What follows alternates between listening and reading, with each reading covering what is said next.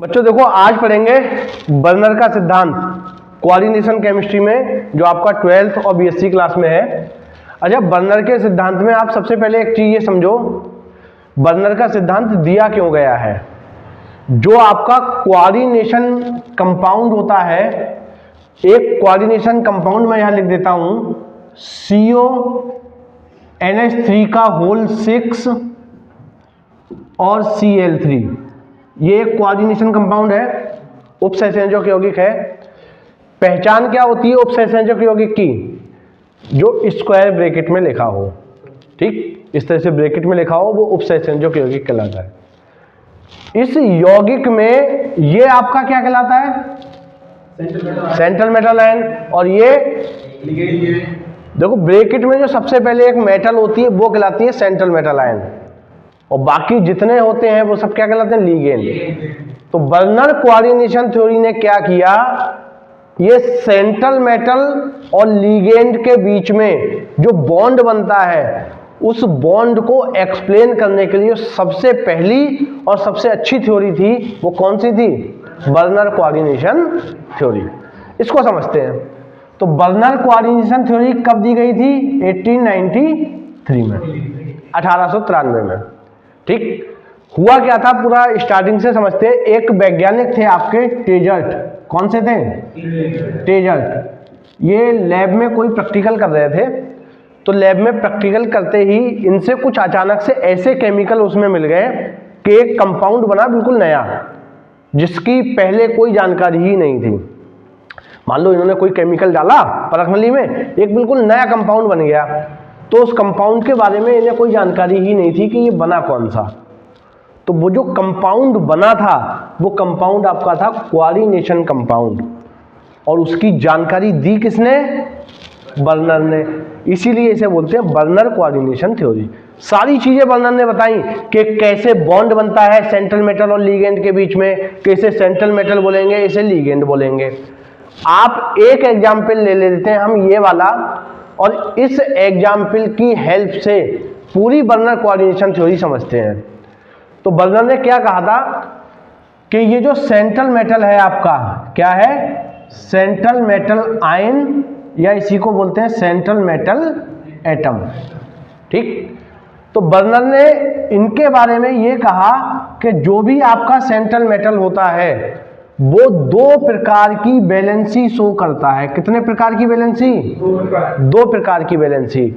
पहली वैलेंसी कहलाती है कौन सी? Primary valency. और दूसरी वैलेंसी कहलाती है सेकेंडरी वैलेंसी। देखो, सारे पॉइंट्स भी इसके ऐसे ही समझते चले जाएंगे हम। तो बर्नर ने क्या कहा कि जो आपका कोऑर्डिनेशन कंपाउंड में क्या होता है, सेंट्रल मेटल आयन या सेंट्रल मेटल एटम, वो कितनी प्रकार की वैलेंसी शो करता है? पहली वाली को प्राइमरी वैलेंसी और दूसरी वाली को सेकेंडरी वैलेंसी कहते हैं। ठीक, अच्छा, हम इसमें बहुत सारी चीजें सीख चुके हैं पीछे। क्या सीख चुके हैं? अगर आपसे कोई कहे इस वाले कंपाउंड में ऑक्सीडेशन नंबर बताओ कितनी है, ऑक्सीडेशन नंबर बताओ कितनी है सेंट्रल मेटल की, कोबाल्ट की ऑक्सीडेशन नंबर कितनी आएगी? 3 प्लस का 3, क्योंकि ये न्यूट्रल है, इसमें -1 होता है, तो -3 बराबर में +3। ऑक्सीडेशन नंबर कितनी? +3। तो इन्होंने कहा जो प्राइमरी वैलेंसी होती है, प्राइमरी वैलेंसी ऑक्सीडेशन नंबर को शो करती है। किसको शो करती है? ऑक्सीडेशन नंबर को शो करती है। ठीक, पॉइंट है ये पहला। प्राइमरी वैलेंसी किसे शो करेगी? जो सेकेंडरी वैलेंसी है वो किसे शो करती है? ये देखो, कोऑर्डिनेशन नंबर कितनी है? समन्वय संख्या 6। नंबर ऑफ लीगेंड आपके क्या कहलाते हैं? Coordination number. तो समन्वय संख्या कितनी? 6। तो सेकेंडरी वैलेंसी किसको शो करती है? कोऑर्डिनेशन नंबर को। ठीक है भाई, सारी पॉइंट समझते चलेंगे बिल्कुल। ऑक्सीडेशन स्टेट को शो करेगी प्राइमरी वैलेंसी, कोऑर्डिनेशन नंबर को शो करेगी सेकेंडरी वैलेंसी। ठीक, दूसरा पॉइंट ये है, जो प्राइमरी वैलेंसी होती है, प्राइमरी वैलेंसी आपकी कैसी होती है? आयोनाइजेबल। कैसी होती है? आयनित हो जाती है। आयनित होने का मतलब देखो, अगर इसका आयनन कराएं हम, इस वाले ही कंपाउंड का आयनन करा दे, तो आयनन कराने में ये वाला पार्ट अलग, ये वाला पार्ट अलग, तो देखो कोबाल्ट NH3 का होल 6 और टोटल चार्ज कितना आएगा इस पे, अगर ये Cl है, 3 Cl है तो Cl पे होता है -1, तो 3 माइनस इस पे प्लस का 3 आएगा। तो जो प्राइमरी वैलेंसी है वो कैसी होगी आपकी, आयोनाइजेबल। भाई प्राइमरी वैलेंसी किसको शो करती है, ऑक्सीडेशन नंबर। ऑक्सीडेशन नंबर कितनी है, 3, तो ये Cl ये आयोनाइजेबल है। और जो सेकेंडरी वैलेंसी है ये कैसी होगी, नॉन आयोनाइजेबल, यानी कि ये आयनित नहीं हो सकती है। क्या नहीं हो सकती है, आयनित नहीं होगी। Primary valency ionisable, secondary valency non ionisable.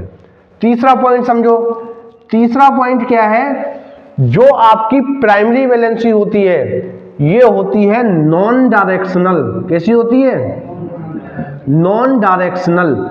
इसका मतलब होता है आदिशात्मक। कैसी होती है, आदिशात्मक, मतलब कोई दिशा नहीं होती है। इस वाले पॉइंट को अभी थोड़ी देर के लिए होल्ड कर दो, जब स्ट्रक्चर बनाएंगे तब इसको समझ लेते हैं। और तो ये कैसी होगी आपकी, दिशात्मक, यानी कि डायरेक्शनल। कैसी होगी, डायरेक्शनल। ठीक, प्राइमरी वैलेंसी आयोनाइजेबल है, इसीलिए प्राइमरी वैलेंसी को कौन सी लाइन से शो करते हैं, डॉटेड लाइन से या कटी हुई लाइनों से किसको शो करते हैं, प्राइमरी वैलेंसी को। और जो सेकेंडरी वैलेंसी होती है आपकी, तो सेकेंडरी वैलेंसी को कौन सी लाइन से शो करते हैं, सॉलिड लाइन से। कौन सी लाइन से, सॉलिड लाइन से। ये बर्नर कोऑर्डिनेशन थ्योरी है।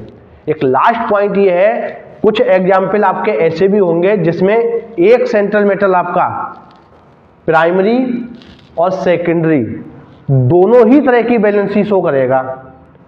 जब दोनों तरह की वैलेंसी शो करेगा तो हम उसको कौन सी लाइन से लिखेंगे, सेमी सॉलिड लाइन से। कौन सी लाइन से, सेमी सॉलिड लाइन से।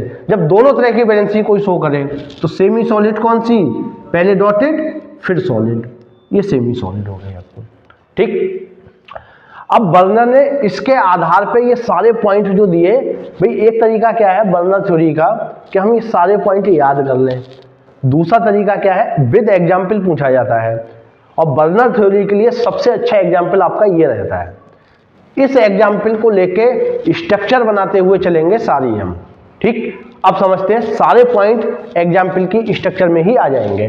तो जो हमारा एग्जाम्पल है वो एग्जाम्पल हमने लिखा है COCl3.6NH3। पहला ये हो गया।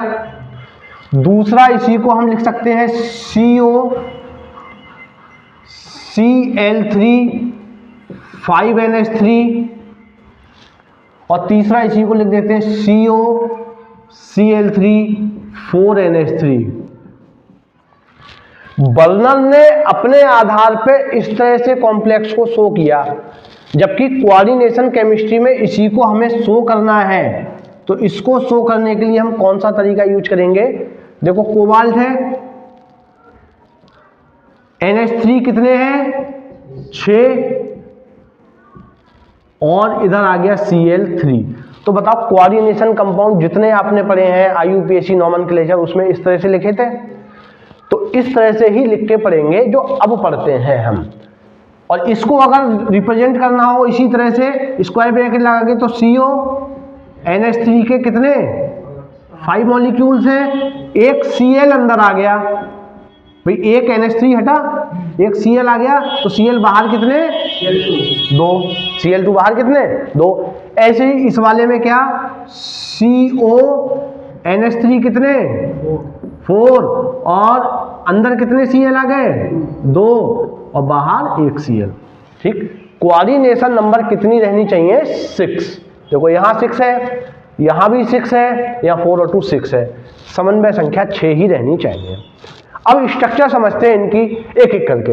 अच्छा ये बता दो, जब किसी कॉम्प्लेक्स की कोऑर्डिनेशन नंबर 6 होती है तो उसकी ज्योमेट्री कैसी होती है,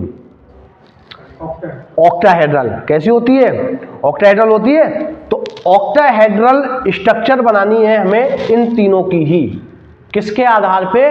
बर्नर थ्योरी के आधार पे। ठीक, तो बनाते हैं। सबसे पहला एग्जाम्पल हम लिख लेते हैं COCl3। चलो इधर बना लेते हैं। पहला एग्जाम्पल है आपका नंबर 1 CONH3 का होल 6 और Cl3। देखो समन्वय संख्या कितनी है? 6। जब किसी भी कॉम्प्लेक्स की कोऑर्डिनेशन नंबर 6 होती है तो उसकी ज्योमेट्री कैसी होती है? ऑक्टाहेड्रल। तो ऑक्टाहेड्रल ज्योमेट्री में NH3 कितने? 6। तो 6 NH3 को जोड़ दो। पहला NH3 ये आ गया, दूसरा NH3 ये आ गया, तीसरा NH3 ये आ गया आपका, नंबर 4, नंबर 5 और नंबर ये आ गया। अब आते हैं इस पे। ये लिखा हुआ है, बर्नर ने कहा था कोई भी सेंट्रल मेटल है वो कितनी तरह की वैलेंसी शो करेगा? कौन कौन सी? प्राइमरी वैलेंसी ऑक्सीडेशन नंबर को शो करेगी और सेकेंडरी वैलेंसी कोऑर्डिनेशन नंबर कितनी? 6। तो ये कोऑर्डिनेशन नंबर 6 लगा दिए। अब यहां पर इस वाले पॉइंट को समझो, थर्ड नंबर को। जो सेकेंडरी वैलेंसी होती है कैसी होती है? डायरेक्शनल, मतलब इसकी दिशा होती है, इसीलिए ये NH3 यहीं लगेंगे, इसके अलावा और कहीं नहीं लगा सकते। ठीक, तो 6 ये लग गए। समन्वय संख्या 6 है इसकी कोऑर्डिनेशन नंबर, और इसे सॉलिड लाइन से शो कर दिया। सॉलिड लाइन है, हो गया। अब क्या है इसमें? बचा कौन? Cl बचे। अब Cl के बारे में जाओ। Cl किसे शो करती है? ऑक्सीडेशन। ऑक्सीडेशन स्टेट कितनी? 3। जब ऑक्सीडेशन स्टेट 3 है तो इसकी प्राइमरी वैलेंसी भी कितनी होगी? 3। और प्राइमरी वैलेंसी को डॉटेड लाइन से, यानी कि 3 जगह डॉटेड लाइन से क्या जोड़ना है? Cl। अब आप कहीं भी जोड़ सकते हैं, कहीं भी, इसीलिए कह रहे हैं ये कैसी होती है? नॉन डायरेक्शनल, मतलब इसकी कोई दिशा नहीं, जहां आपका मन करे वहां जोड़ दो, और वो ज्योमेट्री में काउंट भी नहीं होगी। ज्योमेट्री तो आपकी ये बन गई ऑक्टाहेड्रल। आप जो Cl जोड़ रहे हैं, ये यहां जोड़ दिया एक Cl आपने, ये ज्योमेट्री में काउंट नहीं होगा। आप यहां भी जोड़ सकते थे, यहां भी जोड़ सकते थे, जहां चाहो Cl को जोड़ दो। तो अब बताओ, ये वाली बात समझ में आ गई कि ये डायरेक्शनल और नॉन डायरेक्शनल वाला क्या बात है? तो प्राइमरी वैलेंसी आपकी नॉन डायरेक्शनल होती है, कहीं भी जोड़ सकते हैं, और सेकेंडरी वैलेंसी डायरेक्शनल होती है। पहला हो गया। अब दूसरा एग्जाम्पल देखते हैं। दूसरा एग्जाम्पल हमारा कौन सा है? CO, ये वाला ले लेते हैं। NH3 कितने हैं? 5, और एक Cl है अंदर लिगेंड के रूप में, और एक Cl है, 2 Cl है बाहर। अब देखो सेम वही काम, कोऑर्डिनेशन नंबर कितनी? 6। तो ज्योमेट्री कैसी होगी? ऑक्टाहेड्रल। कोबाल्ट आ गया। NH3 कितने? 5। तो देखो एक NH3 आपका ये आ गया, दूसरा NH3 आपका ये आ गया, तीसरा NH3, चौथा, और ये 5th। 5 NH3 हो गए। एक साथ में क्या लगा है? Cl। अब एक Cl को जोड़ दो, तो एक Cl आ गया आपका ये। ठीक, ऑक्टाहेड्रल ज्योमेट्री बन गई। फिर से समझते हैं क्या? NH3 5 है, और एक ये समन्वय संख्या कितनी? Coordination number 6। कोऑर्डिनेशन नंबर 6 किसको प्रेजेंट करती है? कोऑर्डिनेशन नंबर सेकेंडरी वैलेंसी को। जो सेकेंडरी वैलेंसी है उसको डॉटेड लाइन, सॉलिड लाइन से लिखते हैं, तो ये सॉलिड लाइन से हो गई। ठीक, अब यहां ये मत समझना कि बाहर 2 Cl हैं तो ऑक्सीडेशन स्टेट 2 हो जाएगी। ऑक्सीडेशन स्टेट कितनी रहेगी? 3। -1 ये, -2 ये, -3 इधर ले लेंगे, +3, तो 3 हो गया ये। तो ये जो 3 है इसमें से 2 Cl बाहर है, यानी कि 2 Cl आपके कैसे हैं? नॉन डायरेक्शनल, कहीं भी जोड़ सकते हैं। एक Cl जो अंदर आ गया ना समन्वय संख्या में, उसको आप वहीं जोड़ेंगे जहां है। तो 2 Cl है, एक Cl को आप इधर जोड़ दीजिए और एक Cl को इधर। अब ये जो Cl बचा, ये वाला प्राइमरी और सेकेंडरी दोनों वैलेंसी शो करेगा। कैसी? क्योंकि दोनों में भाग ले रहा है, कोऑर्डिनेशन नंबर में आ गया और ऑक्सीडेशन स्टेट में भी तो इसका पार्ट है। तो इसको कौन सी लाइन से लिख देंगे? सेमी सॉलिड लाइन से। ठीक, तो ये आपकी सेकंड स्ट्रक्चर हो गई। थर्ड स्ट्रक्चर है आपकी CONH3 का होल 4 Cl2Cl, वो इसी में बना के दिखा देते हैं, इसी में अलग बना लेते हैं। क्या है? CONH3 कितने बच्चों? 4, और Cl अंदर कितने आ गए? 2, और एक Cl बाहर। कोऑर्डिनेशन नंबर कितनी है?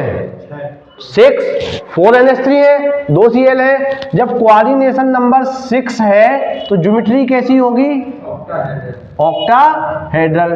तो 4 NH3 जोड़ दो, ये 4 NH3 आपके आ गए ये, और Cl कितने हैं? 2 अंदर है, एक Cl ऊपर और एक Cl नीचे। जो अंदर है ना उनको ऊपर नीचे इसलिए जोड़ा है, या साइड से जोड़ सकते थे, वो डायरेक्शनल रहना है, उसकी स्थिति चेंज नहीं कर सकते। जो एक Cl बचा है ये बाहर है, ये आपका नॉन डायरेक्शनल है, इसको जहां मर्जी वहां जोड़ दो, एक Cl आप यहां जोड़ दो।